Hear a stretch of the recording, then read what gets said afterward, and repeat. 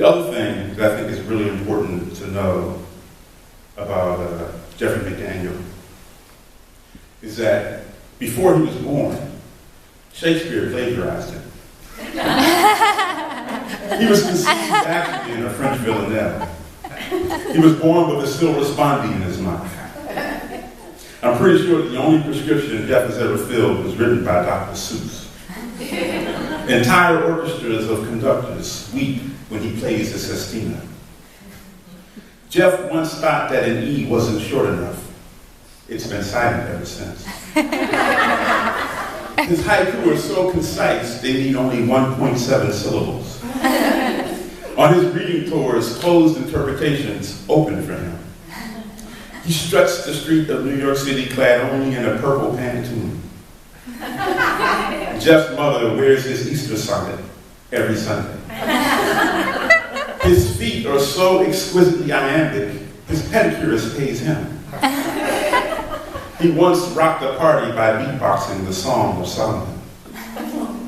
He doesn't always recite his work, but when he does, he prefers to replace the vowels with X's. Ladies and gentlemen, I think the most poetic man in the world.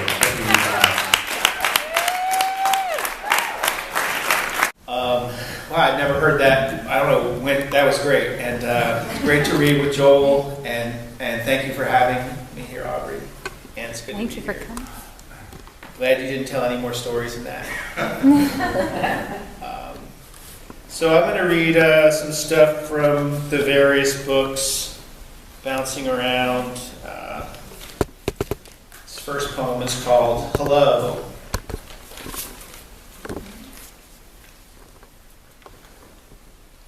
Hello. The person gazing at this page before you had really amazing eyes. Blue the way the Caribbean is blue, that first minute off the plane to someone who grew up in New Jersey. Anyway, it's good you're here. The truth is I've been lonely, crawling up and down the page at night. Life is like this boomerang. You get hurled out and everything is fresh. Then you hit 40, start to arc back to the hand that flung you from the womb, the Lord's hand. And then it's all rerun. I know I'm complaining and that it's unattractive. But please forgive me, because complaining is like sex for old people. Have you ever cringed with your whole body? Been so filled with shame you wanted to wriggle out of your flesh like a serpent in a forest, like the snake that betrayed Eve. No one ever mentions how the snake apologized, how he tried to make it up to them, how the Lord punished the snake too. Said, I will fill your kind with so much shame and self-hatred you will writhe out of yourself every 6 months, just like a man's penis.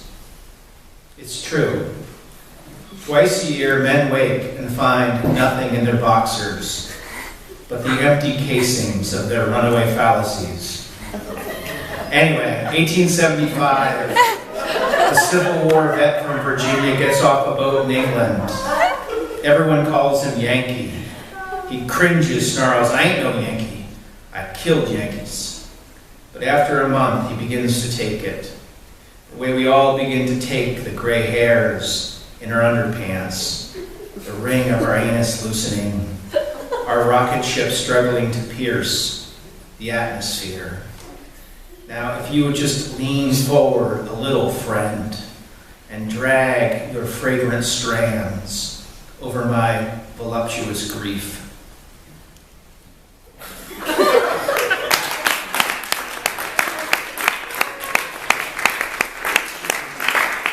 This is definitely the weirdest book that I've ever written in my life.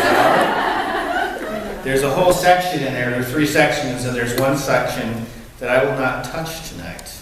I will not go near it. Please do. Are we supposed to beg you? No, they're not. They're weird. If I was going to go there, we're better off with me. See, you tease us with that. Now you have us curious. We'll trust your judgment. I'll tell you the title at some point of the sequence, and then you'll be happy that we never went there. This is called Absence. On the scales of desire, your absence weighs more than someone else's presence. So I say no to the woman who throws her girdle at my feet. As I drop a postcard in the mailbox and watch it throb like a blue heart in the dark. Your eyes are so green. One of your parents must be part traffic light. I remember the long division of Saturday's pomegranate, 1,000 nebulae in your hair as soldiers marched by, dragging big army bags filled with water balloons. And we passed a lit match back and forth between our lips, under an oak tree that I had absolutely nothing to do with. How I wish that slitting the wrist of the clock could have let that moment last forever. Your tongue so deep in my ear, it felt like a paintbrush coating the dark, peeling walls inside my head with a carmine veneer.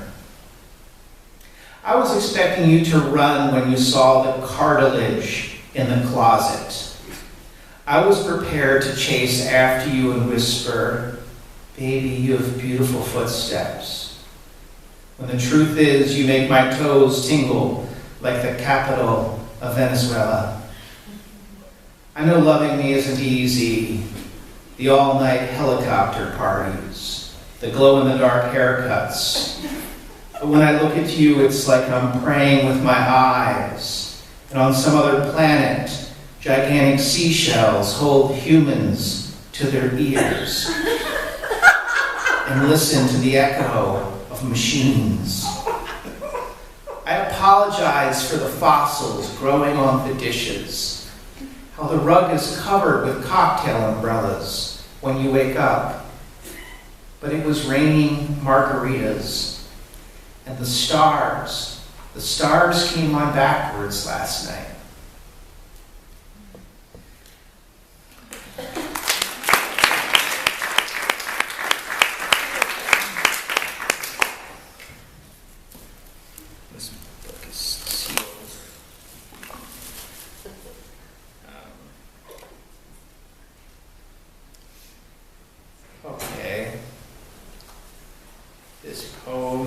This poem, I think most people here are old enough to remember this particular brand of pervert that seemed to be indigenous to the 1970s, maybe beforehand. Obviously a 20th century pervert, even though the telephone was invented in the late 19th century. I don't know when the first person invented this. Interesting, I don't know. It's called Heavy Breather Zoo. Whatever happened to the heavy breather? Technology, Star 69, caller ID, the internet has rendered his kink obsolete. Who can he dial now? He is the 8-track of deviance. He tried launching filthy messages in the naughty housewife chat room, but they just treated him like he was normal, which was damn near a death blow. Should we gather up the last few still out there, breathing all heavy in the wild, before they go extinct, place them in a special zoo, in cages, complete with rotary phones, unplugged, of course, nondescript apartment furniture, crumpled up sandwich wrappers to recreate the natural habitat. Perhaps a plaque that reads, "Here sits the heavy breather. He used to call housewives in the afternoon, turn his breath into a fog machine. He lived for that first intake of air, the gasp that escaped her mouth like a weather balloon as his fog traveled through her.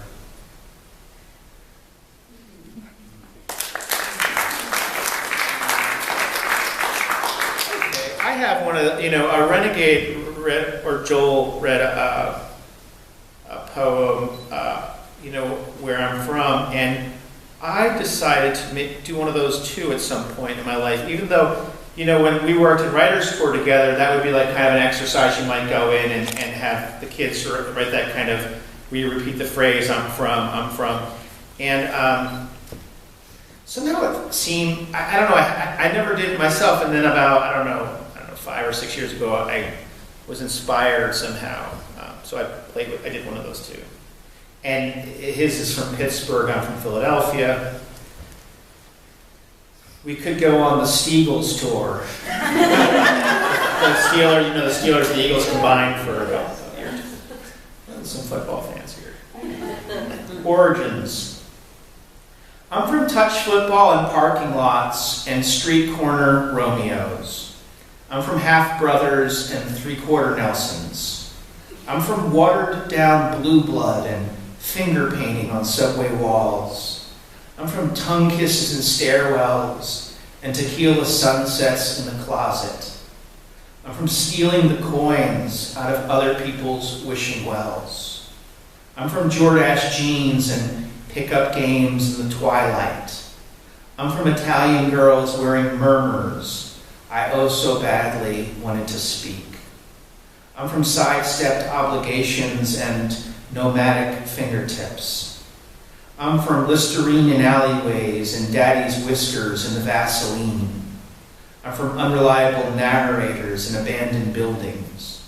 I'm from Don't Cross 24th Street because of the Irish, and Don't Cross South Street because of the blacks. I'm from the merry-go-round where white guys in cars slow down after midnight to take a visual bite out of my 12-year-old ass. I'm from fuck you when my friends are around. And please stop looking at me, please stop looking at me, please stop looking at me when I'm alone. I'm from sucker punches and a mouthful of blood spit in my face.